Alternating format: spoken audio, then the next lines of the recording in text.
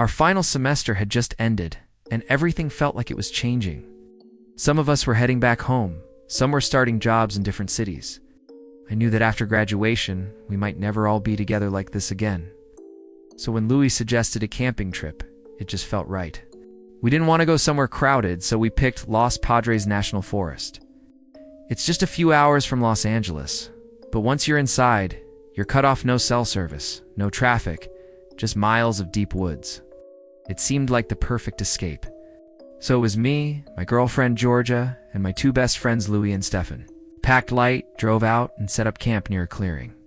At first, it was everything we hoped for.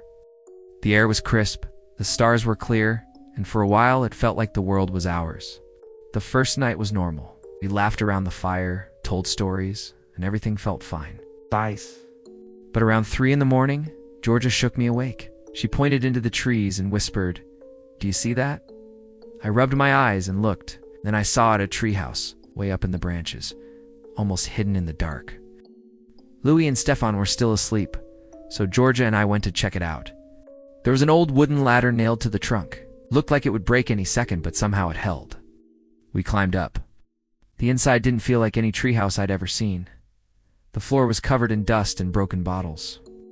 In one corner, there was a row of old porcelain dolls, turned toward the wall, and under a pile of rags, we found bones. A human skeleton. The smell hit us right after, like wet dirt mixed with rot.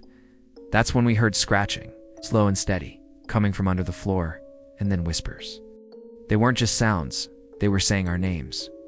We didn't stick around, climbed down as fast as we could. The whole tree shook like something slammed against it from inside. The dolls swung around as we ran, whether because of wind or something else was the force. We didn't wait. When we got back to camp, everything was destroyed. The tents were slashed open, the fire was dead, and Louis and Stefan were gone. Their stuff was still there, backpacks, shoes, everything, but no sign of them. And then we saw them. Both of them standing at the edge of the tree line, side by side. They weren't moving. Their eyes were wide, pale, like they were looking through us. We yelled their names, but nothing. Instead, they both slowly turned their heads back toward the direction of the treehouse. That was the last time I ever saw them. By morning, I'd made it to a ranger station. Police went out with me to search the site. My tent was still torn to pieces, but my friends were gone.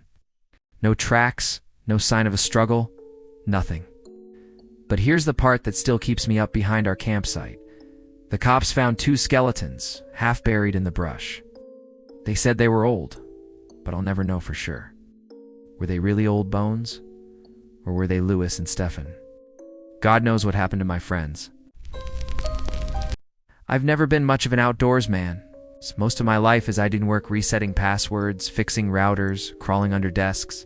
But I grew up in Vermont, and no matter how long I've been behind a screen, the woods still feel familiar. My daughter Emma turned 9. I promised her a camping trip. It's just the two of us, no Wi-Fi, no screens. I wanted her to have the kind of memory that stays with you.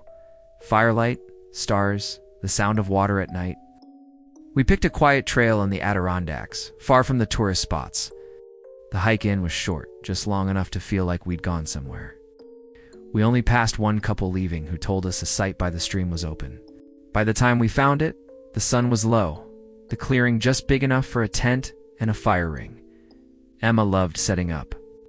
She staked the corners, played with the flashlight until I made her stop, and named our food bag hanging in a tree the pantry in the sky.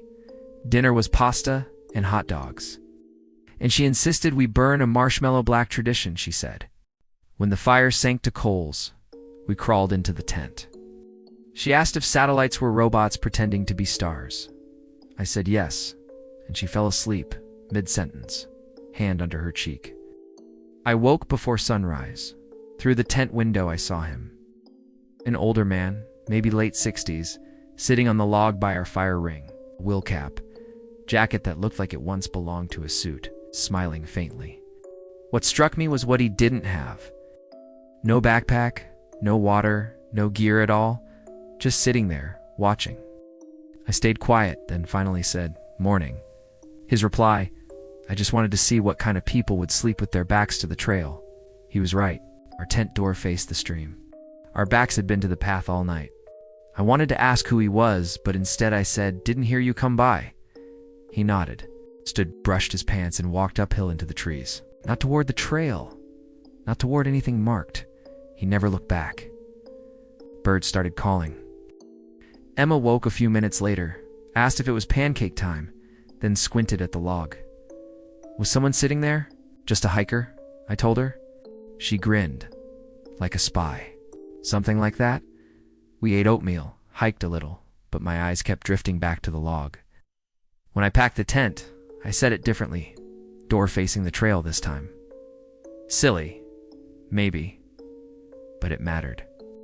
Back home, Emma told my wife we'd camped with a spy. She laughed. I didn't correct her. I've told the story a few times since, usually cut short to make it sound like a strange encounter. But the truth is, it unsettled me. I never heard him arrive. He carried nothing. And he sat there smiling like he'd been waiting for us to wake up. It's been more than a year. I still pitch my tent facing the trail. Over the years, I've come to believe that autumn truly is the sweet spot for camping. There are no buzzing mosquitoes, no high-pitched drone of cicadas, just cool, crisp air, the satisfying crunch of leaves under your boots, and a profound silence that you simply can't buy. That October, I had a few days off, so I loaded up the truck with my usual gear, the tent, stove, cooler, and my favorite camp chair. I also made sure to pack all the little things I tell myself I'll never forget, but always double-check anyway, like my headlamp, extra batteries, and my trusty Mora knife. Wasn't out to prove anything, just seeking a simple solo weekend alone in the woods. Yeah. I had a spot marked from a trip back in the spring, a small, flat clearing, about a mile down a rutted forest road. It was just big enough for one tent and a fire ring someone had left behind years ago. It wasn't an official campsite, but it wasn't exactly a secret either. It's the kind of place you're just glad to find empty. I killed the engine and just sat there for a minute, soaking it all in. A crow cawed somewhere far off, but otherwise it was the kind of deep, peaceful quiet you drive for hours to find. Setting up camp is second nature to me. I could probably do it with my eyes closed. Tent first, rainfly pulled tight, because you never know when mountain weather will change its mind. I prepped the bare line, tying a rock to the end, and got my food hung high up in a tree. I set up the stove and cooler on the tailgate and unfolded my chair by the fire ring. I fiddled with my beat-up AM/FM radio until a blues guitar riff cut through the static, and I let it play softly while I stacked firewood. By the time my ribeye started sizzling in the cast iron pan, the sun had slipped behind the ridge. The whole clearing was bathed in that magical glow you only get when a campfire and a sunset work together. That first night in camp is always my favorite. Everything's still clean, and the air smells like wood smoke and promise. I leaned back in my chair, a little bourbon in hand, and just watched the fire dance. That's when I heard voices coming up the trail. They weren't being rowdy, just laughing. 2 headlamp beams bobbed between the trees, weaving closer. A moment later, a couple stepped into the firelight like they belonged there. They looked to be in their early 30s. She wore a beanie and a puffy jacket, sipping something steaming from a mug. He had a neatly trimmed beard, a fleece with a park patch sewn onto the sleeve, and that kind of easy grin people practice for group photos. "Evening," he said. "Mind if we borrow some of your heat?" I waved them in. "Fire's not on the payroll," I replied. They laughed and stepped closer. They introduced themselves as Jake and Alana and pointed downhill, where I could just barely make out the shape of a blue tent through the trees. We made the usual small talk where we'd hiked in from, which overlook was worth the detour. She teased me a bit for camping alone. I told them a buddy was just running late, a half-truth that felt like a little bit of insurance. They were friendly, maybe a little too friendly. We traded sips of my bourbon for their cheap wine and talked about local trails. For the most part, it was fine, totally normal. But every so often I'd catch Jake's headlamp beam lingering on my gear. It wasn't just curiosity. It felt more like he was taking inventory. After a while, I made an excuse to grab something from my truck. When I came back, I reached for my knife on the chopping block where I'd left it, but the spot was empty. I scanned the ground, the fire ring, the chair, nothing. That knife has a bright orange handle, specifically designed so you can spot it in leaf litter. It was nowhere. "Lose something?" Alana asked, her voice sounding innocent. "My knife," I said, trying to sound casual. I'm always misplacing it. Jake crouched down, nudging some bark with his boot. Didn't see you set it down, he said. But I decided to let it go, even though every instinct screamed that I hadn't misplaced a thing. That knife doesn't just walk off. They said their goodnights not long after, their headlamps bobbing back toward their blue tent. Their laughter faded into the trees, and suddenly, the woods felt heavier, more menacing than before.